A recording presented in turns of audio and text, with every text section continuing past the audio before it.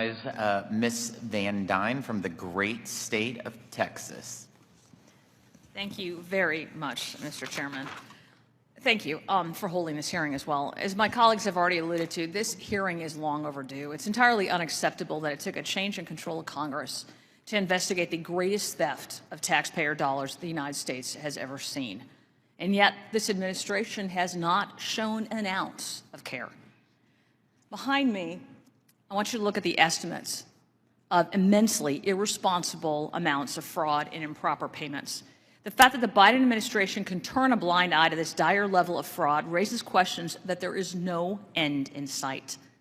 OMB estimates an appalling $104 billion of potential fraud. Let's put that into perspective, because we've been throwing out numbers like they don't mean anything. $104 billion, that is a level of spending that is equal to the entire budget of the Department of Veterans Affairs, the entire budget. But it's also thought by a number of professional auditing agencies that that number's worse. It's 4 times that amount. It's up to $400 billion. And not only is this the greatest theft of taxpayer money, but it's borderline criminal and certainly pure incompetency. The oversight of this money is an absolute dumpster fire being put out by a fireman with a garden hose.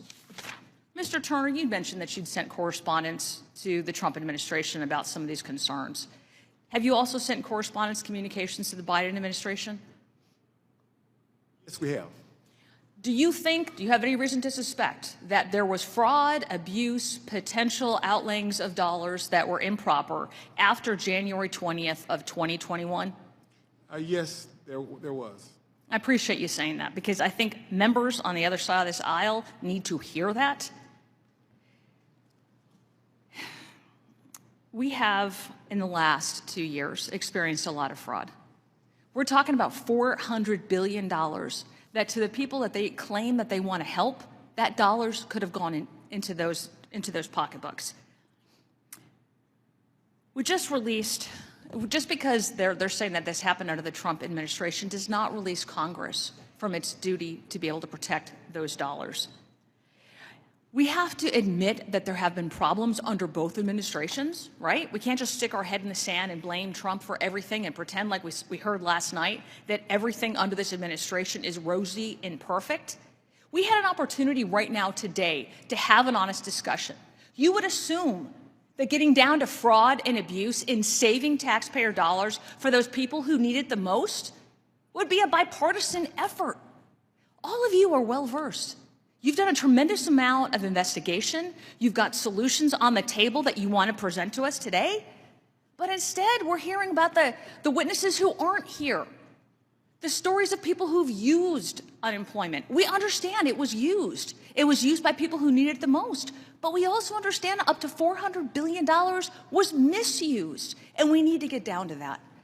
And I've got some questions. I know during my time on small business that there were issues with PPP and EIDL, and we thought those dollars were being spent overseas illegally.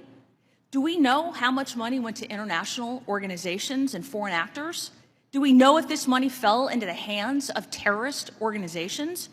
And can we track how much money actually went overseas? And probably the biggest question I've got for any of you, do we have any hope of ever seeing these dollars again? Mr. Dotter? History will tell us that there will be a very low percentage that would likely be recovered from fraud. And that is just the fact of the matter. Mr. Turner? I would agree. And let me just say, it's going to take a while. As you know, that a lot of the fraud is still out there. We still have 162 open investigations that we haven't looked at. And so it's going to actually take quite a while to ever figure out exactly how much. Mr. Horowitz? The recovery rate is clearly going to be far below what the fraud rate is. Having said that, the public should know we're going to do everything we can in our powers to try and track down and find every dollar. And Congress has given us tools to do that. We're asking for some more. And we're going to do everything we can. We're going to also, by the way, use suspension of debarment authorities and others to try and make sure the crime doesn't pay to the best extent possible we're able to do it. Do you think it's it's important to us that we start that as soon as possible and not have kind of this political theater. Oh, absolutely. Look, and we're doing it. We've been doing it for 3 years, and we're going to keep doing it. I appreciate that answer. Thank you very much, and I yield back. I want to thank the gentlelady, recognize the gentleman from Pennsylvania, Mr. Evans. Thank you, Mr. Chairman. Mr. Chairman, my comments will be to the point.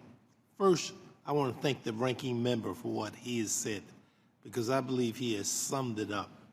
And when you talk about just the facts, that's what I believe that it should come down to. That's where I believe that we are.